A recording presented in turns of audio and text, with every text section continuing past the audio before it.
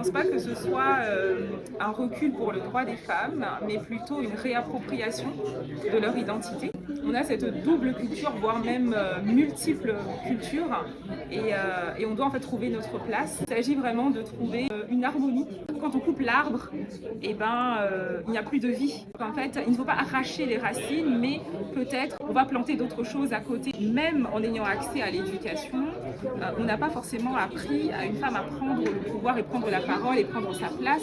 C'est aussi, je pense, une transformation à avoir. Il y a toute une déconstruction à faire. Tout passe par l'éducation. L'éducation des filles et des garçons. Donner confiance aux femmes, qu'elles prennent la parole, parce que rien n'arrive si on attend tout simplement que ça arrive. En fait, il faut à un moment donné se dire, ok, j'y vais, j'active ce changement-là et je fais un premier pas vers ça. On a quand même pas mal d'exemples. On a quand même des femmes qui entreprennent, qui prennent la parole, notamment ce festival-là aujourd'hui. Donc en fait, c'est une femme qui est à l'origine de tout ça. Il y a des choses à faire, il y a encore du chemin. Dans mon livre, je parle du rite beauty, succinctement, pour faire découvrir ce rituel-là qui met un contact entre l'univers visible et invisible. Tout ce qui est retour aux sources est toujours nécessaire, c'est important. Cependant, c'est comment on le fait. Il faut faire les choses avec structuration. Les femmes sont souvent absentes des discussions et des réflexions autour de la refondation de la femme. C'est pas qu'elles sont absentes en fait, elles sont juste plus ou moins peut-être mises à l'écart dans certaines grandes décisions. Elles font des choses comme des petites fourmis. Elles agissent autrement. Elles agissent dans beaucoup, dans la politique, par réseau. Ce qui serait bien, c'est qu'il faut vraiment regrouper toutes ces synergies. Et c'est peut-être important si ces réseaux-là se rassemblent. Moi, je trouve qu'elles manquent de visibilité. Les femmes, elles sont en train de se battre, elles se battent pour beaucoup de choses. Des fois, les luttes, il y en a qui sont épuisées, il y en a qui ne se sentent pas légitimes. Donc, l'estime de soi, l'acceptation de celle que je suis. Moi, les femmes ne s'acceptent pas. Elles s'acceptent au travers du regard. Je n'ai pas beaucoup appris, je n'ai pas beaucoup de diplômes, mais ça n'a rien à voir. On est dans les pensées limitantes, des croyances limitantes. Ça, c'est une question d'éducation. Les stéréotypes freinent de fois certaines femmes, elles n'osent pas. J'invite toutes les femmes à s'instruire dans les lectures, à les transformer leurs stéréotypes par la connaissance. Leurs paroles comptent. Pas hésiter d'oser, mais pour ça, il faudra avoir les outils nécessaires. Il faut accepter de fois d'aller faire des formations qui vont nous donner les éléments nécessaires pour s'affirmer. Qu'elles lisent. C'est dans les livres qu'elles vont chercher l'assurance et la connaissance et ainsi que l'estime valorisante. Les traditions, en tant qu'elles-mêmes, n'ont pas de problème. C'est comment elles sont utilisées qui pose problème. Certains hommes utilisent la tradition pour pouvoir assouvir leur désir de gouvernance, leur désir de pouvoir. C'est une question d'éducation, de rééducation ou bien d'enculturation. La femme a un pouvoir, mais un pouvoir subtil. C'est là où on parle justement de la sagesse. On peut avoir le pouvoir, mais celui qui a le pouvoir ne le clame pas. Il agit. Mes œuvres explorent les traditions ancestrales, l'apprentissage, la science, la connaissance, l'instruction. C'est un peu, mais tout ce qui est de l'ordre de l'initiation, l'éveil. Ce qui compte le plus, c'est l'instruction. L'éducation à l'africaine, ce n'est pas, à mon avis, ce que certains pensent ou imaginent. C'est plutôt comment apprendre à une jeune fille à devenir une femme, à vivre avec son corps. Pareil pour les jeunes garçons. Je parle de tradition ancestrale en ce sens-là. On apprenait aux jeunes garçons à devenir un homme, à tenir un foyer, prendre des responsabilités, à devenir un adulte. Pareil pour la jeune femme. On lui apprenait à se laver, à se vêtir, à séduire aussi. Et tout ça, ça se perd. En Afrique, le retour aux valeurs et aux pratiques ancestrales suscite un intérêt croissant. Je ne vois pas ce retour. Peut-être que je ne le ressens pas. Je vois beaucoup plus la jeune fille qu'il y a aujourd'hui. Elle est élevée par les réseaux sociaux. Les réseaux sociaux apprennent des non-valeurs d'une certaine manière. Et c'est dommage. Cette tendance pourrait-elle représenter un recul pour elle? Au contraire, ça serait bien qu'on retourne vers les tantes, vers les mères, vers les sœurs. À mon avis, non. Par contre, les traditions ancestrales ont été mal utilisées finalement pour le plaisir des hommes. Les hommes sont les plus avantagés. Les femmes doivent suivre. Pour la majorité, elles se laissent faire. Avant, il n'y avait pas de travers parce que c'était régi par des lois. Il y avait un véritable règlement. Chacun savait ce qu'il faisait, ce qu'il avait à faire. À mon avis, ça ne dessert pas la femme. Par contre, c'est mal utilisé. On vit avec son temps. C'est une continuité. Seulement, il faut savoir enlever ce qui est mauvais. Ce que moi je déplore, c'est l'abus. Partout, comme dans la religion, comme dans nos traditions. Malheureusement, les hommes aiment parler des questions qui concernent les femmes sans inviter les femmes. l'avortement, par exemple, et contraceptifs. Est-ce qu'ils ont demandé l'avis des femmes? Tout n'est pas que la faute des hommes, hein, parce qu'effectivement, les femmes aussi, elles se laissent prendre là-dedans. Elles contribuent d'une certaine manière aussi à faire vivre ces pensées-là. On a tellement fermé la bouche aux femmes. L'une des raisons qui est une cause, c'est la colonisation. La solidarité féminine, la vraie solidarité. Hein. Venir au festival des littératures africaines où il y a beaucoup de femmes qui écrivent et qui parlent de beaucoup de sujets, faire des choses pour les autres femmes aussi, à faire des choses pour elles et surtout, il faut que les femmes apprennent à s'aimer. C'est très important. Mon objectif, c'est pas de tirer à boulet sur la tradition, mais c'est de faire comprendre que les temps changent, les temps évoluent. Donc il faut qu'on reste acteur de ces changements. Nous devons nous adapter.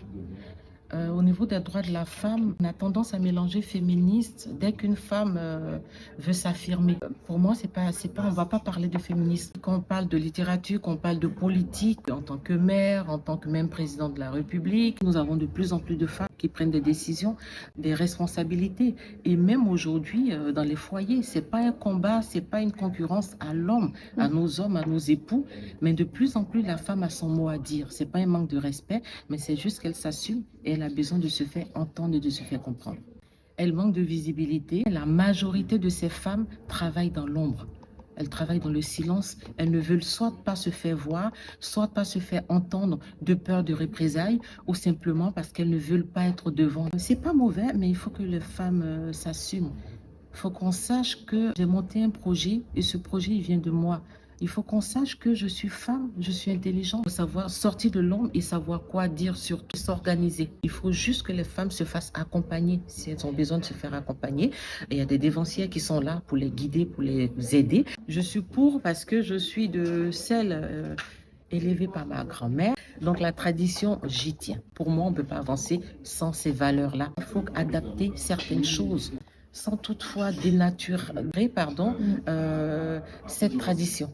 On a des valeurs qu'on ne peut pas, qu'on ne doit pas toucher, qu'on ne doit pas changer. J'ouvre le livre sur une histoire d'excision. L'excision fait partie de ce qu'il faut bannir. Les femmes doivent être présentes pour s'exprimer. D'autre part, nous sommes présentes, nous nous exprimons à travers nos écrits, à travers autre chose. Mais là, effectivement, il faut que les femmes sortent de leur cachette parce que dans les chambres, dans les salons, dans les maisons, on décrit certains faits. Mais combien de femmes osent sortir et participer à dire stop pour le retour à ces pratiques ancestrales et faire le tri de ce qu'il faut bannir.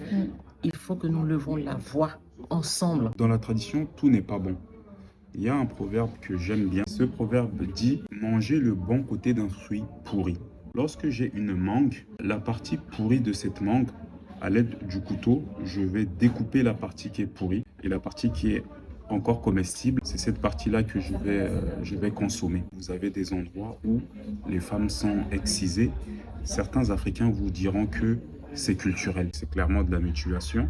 Ce que mon ancêtre qui a vécu à la période de l'Égypte antique, ce qu'il faisait, ça va forcément être différent de mon ancêtre qui a vécu au Moyen-Âge ou à la période de l'Antiquité. Donc même les pratiques dites traditionnelles ne sont pas figées. Sur le continent africain, malheureusement, il va y avoir des forums, des rencontres pour débattre et discuter sur la situation et la condition des femmes, sachant que les femmes ne sont même pas présentes. Un autre proverbe qui dit « Si le chien est là, c'est pas toi qui vas aboyer à sa place. C'est son rôle et c'est dans sa nature d'aboyer. Mais si tu n'es pas le chien, tu ne vas pas aboyer alors que le chien est présent quand même. » Mais dans le même temps, par exemple, au Rwanda, en tout cas au Parlement, à Kigali, vous avez 65% de femmes.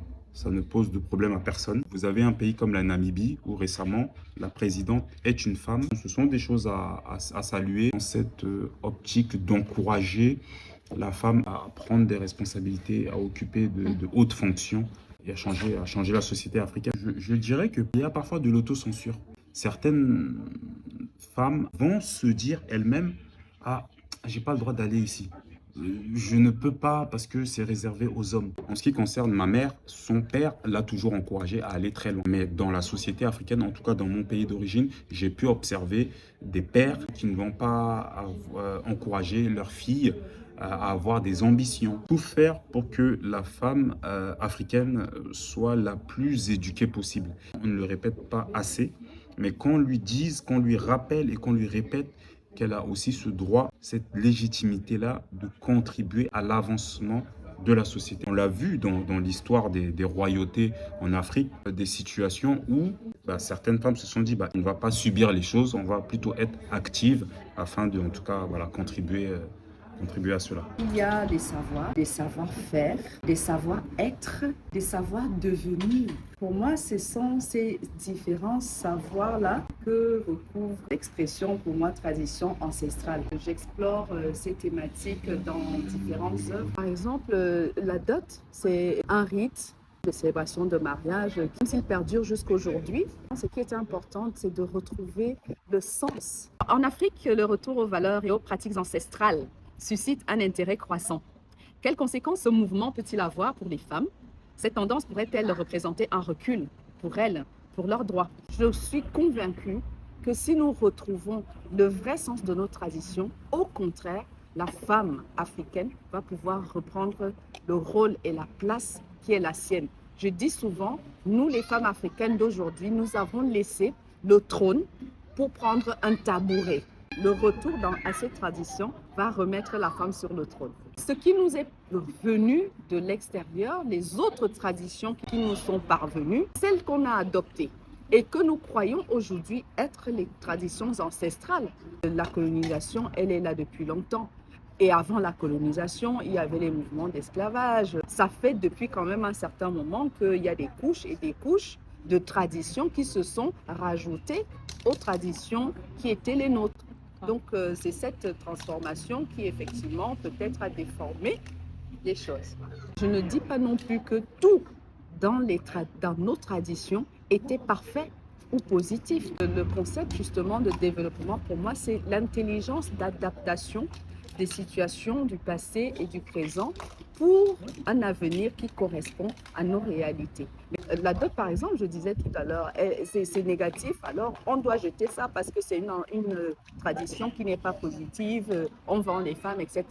Au lieu de retrouver le sens, on va aller adopter tout simplement les traditions des autres. Les femmes prennent leur place ailleurs dans cette refondation de l'Afrique, notamment dans le domaine de l'économie. Mais nous avons encore d'autres places à prendre. Il y a justement la rencontre avec ces autres traditions qui ont relégué les femmes à des rôles qui n'étaient pas forcément dévolus dans l'équilibre communautaire traditionnel. Les femmes qui doivent être au four et au moulin. Parce qu'il y avait une répartition, à mon avis, plus équilibrée des rôles de chacun. Les moyens, l'Internet, les réseaux sociaux qui existent pour créer des communautés, mener des réflexions. Les changements dans les mentalités, ça se fait par l'éducation. C'est à partir du bas âge que nos fils qui vont devenir les hommes de demain doivent comprendre aussi quelle est leur place et quelle est la place qu'ils doivent laisser à leurs femmes, à leurs sœurs, à leurs mères, à leurs filles. Moi, je recommanderais par exemple les clubs Mansa qui se disséminent un peu partout dans le monde maintenant. Cette initiative, elle est absolument fabuleuse. J'espère vraiment que beaucoup de femmes vont adhérer et apporter ce qu'elles ont, ce qu'elles sont dans ces clubs-là pour qu'on puisse avancer et que la cause de la femme africaine puisse avancer.